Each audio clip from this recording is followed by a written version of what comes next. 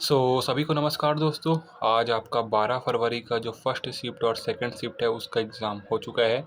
आज की इस वीडियो में हम दोनों शिफ्ट के क्वेश्चन को देखेंगे, पहले फर्स्ट शिफ्ट उसके बाद सेकंड शिफ्ट के। ठीक है, तो चलिए आज के इस दोनों शिफ्ट का एनालिसिस करते हैं और देखते हैं कि किस किस प्रकार से क्वेश्चन पूछे गए थे। शिफ्ट कठिन आया था बाकी सब शिफ्ट के हिसाब से, तो चलिए क्वेश्चन को देख लेते हैं। ठीक है, क्वेश्चन था आपका उस्ताद जाकिर हुसैन किस घराने से संबंधित है। तो ये तो सिंपल सा इसका, क्योंकि ये आपके पंजाब घराने से संबंधित है और तबला वादक है ये। ठीक है, ये सब और अल्लाह रखा के बेटे हैं, ये इतना आप याद में रखेंगे तो आपका काम चल जाएगा। और उस्ताद जाकिर हुसैन ने अपने पिता की विरासत को आगे बढ़ाया और तबले के शास्त्रीय वादन को अंतर्राष्ट्रीय स्तर पर ले गए। ठीक है, तो याद रखेंगे पंजाब घराने से संबंधित इनका। ठीक है, और एक तबला वादक है। ठीक है भाई, चलो एक था आपका यहाँ पास क्वेश्चन पूछा गया था, इसको आप स्किप कर सकते हैं। ये क्वेश्चन है आपका, जीएसटी संविधान के किस संशोधन अधिनियम के द्वारा पेश किया गया, ऐसे करके याद रखेंगे। संविधान का अनुच्छेद 279A(1) के अनुसार जीएसटी परिषद का गठन संविधान 101 संशोधन है ना 2016 के लागू होने के 60 दिनों के भीतर राष्ट्रपति द्वारा किया जाना था। अनुच्छेद 279 है ना, ये यहाँ पास ये लिखा है, देख सकते हैं, को 12 सितंबर 2016 को लागू करने की अधिसूचना 10 सितंबर 2016 को जारी की गई थी। ठीक है, तो याद में रखेंगे ये अनुच्छेद है आपका ये। ठीक है, 279A। ठीक है जी, इतना आप याद में रखेंगे। अगला क्वेश्चन पूछा गया था यहाँ पास आपका, अशोक के अधिकांश शिलालेख किस भाषा में लिखे गए थे, ये पूछा गया था। याद रखेंगे प्राकृत भाषा में लिखे गए थे, है ना, ब्राह्मी लिपि में लिखे गए थे और हालांकि कुछ शिलालेख ग्रीक और आरामी में भी लिखे गए थे। तो आपके ऑप्शन में जो भी चीज़ें होगी वही आपका ऑप्शन सही होगा इनमें से। ठीक है, और देखेंगे कि यहाँ पास अशोक के ज़्यादातर शिलालेख प्राकृत भाषा में थे, है ना, सबसे ज़्यादा ये याद रखेंगे। उसके बाद मुख्य रूप से ब्राह्मी लिपि का उपयोग किया गया था, है ना, खरोष्ठी लिपि भी इसमें हो गया, और यहाँ पास ग्रीक और आरामी, ये सभी चीज़ें आपके लिए इंपॉर्टेंट है। तो आपके ऑप्शन में जो होगा वही आपका आंसर बिल्कुल सही हो जाएगा। एक था यहाँ पास, एक पूछा गया था आपका, ये बीसीसी जो कि आई है ना, इसके पहले अध्यक्ष पूछा गया था, क्या रखेंगे, ये आपके ये ग्रांट गोवन। ठीक है, ग्रांट गोवन जो कि है बीसीसीआई के पहले अध्यक्ष थे। ठीक है भाई, एक था आपका यहाँ पास पूछा गया था, डोमिनिका ने प्रधानमंत्री नरेंद्र मोदी को किस लिए सम्मानित किया, ये पूछा गया था।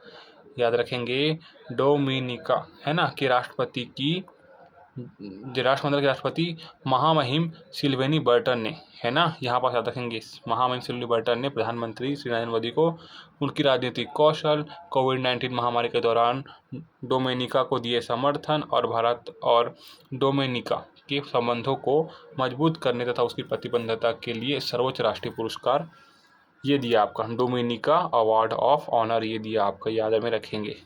ठीक है, क्वेश्चन पूछा जा सकता है। अगला क्वेश्चन पूछा गया था यहाँ पास, भारत के राष्ट्रीय सुरक्षा सलाहकार कौन है, इंपॉर्टेंट क्वेश्चन था आपके एग्जाम में, अजीत डोवल। ठीक है, अजीत डोवल जो कि है भारत के क्या है, राष्ट्रीय सुरक्षा सलाहकार हैं। ठीक है, अगला पूछा गया था आपका, कौन सी पंचवर्षीय योजना औद्योगिक विकास पर केंद्रित थी, पूछा गया था।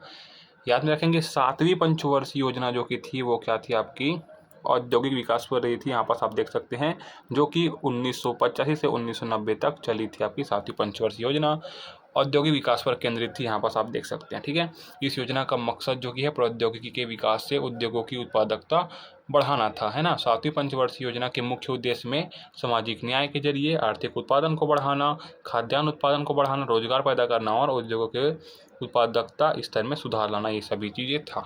ठीक है भैया, अगला क्वेश्चन था आपका, 2023 में महात्मा गांधी जी की कौन सी जयंती मनाई गई, 150वीं जयंती मनाई गई, सबको पता है। ठीक है, ऑप्शन नंबर क्या होगा। ठीक है, अगला क्वेश्चन था आपका, भारत के किस पड़ोसी देश का सबसे कम मृत्यु दर है, श्रीलंका। ठीक है, क्या गया यहाँ पर, श्रीलंका। ठीक है भाई, चलिए अगला था आपका, कृषि जनगणना के अनुसार प्रति किसान आय, तो याद में रखेंगे ये है आपका प्रति किसान, है ना। और ये देखिए किसके अनुसार बताया गया यहाँ पास, साल 2021 से 22 में भारत के किसान परिवारों की औसत मासिक आय 13,661 रुपये थी, है ना, याद रखेंगे। ठीक है, अगला आत्मनिर्भर अर्थव्यवस्था लाना और तेजी से विकास करना किस पंचवर्षीय योजना का मुख्य उद्देश्य था? याद में रखेंगे, ये चौथी पंचवर्षीय योजना का मुख्य उद्देश्य था। ठीक है, चौथी। यहाँ पर आप देख सकते हैं, जो कि 1969 से 1974 तक चला था। ठीक है, ये इस योजना को गॉडगिल फॉर्मूले पर आधारित बनाया गया था। ये आपके लिए इंपॉर्टेंट है, गॉडगिल फॉर्मूला। ठीक है, अगला, भीमराव अंबेडकर ने जातिगत भेदभाव खत्म करने और शिक्षा, सामाजिक आर्थिक सुधार के लिए कौन सी सभा की स्थापना की? याद रखेंगे, बहिष्कृत हितकारिणी सभा की स्थापना की 20 जुलाई 1924 को। कहाँ? मुंबई में। ठीक है, अगला क्वेश्चन है आपका, 2011 की जनगणना के अनुसार कितने वर्ष के लोगों को साक्षर माना गया था? तो यहाँ पर 0 से 7 के आयु वर्ग के देश की आबादी 13 इतने परसेंट याद रखेंगे, 13.93%। साल 2001 में यह आंकड़ा 15.19% हो गई थी, और जो साक्षर माना गया था वो 7 साल के। ठीक है, अगला, हाँ, ये पूछा गया था आपका एक, जो हिंदी ग्रामर का बोल सकते हैं वो, है ना। तो इसमें था आपका दानव था, उसका दानव का स्त्रीलिंग पूछा है, तो ये हो जाएगा आपका दानवी।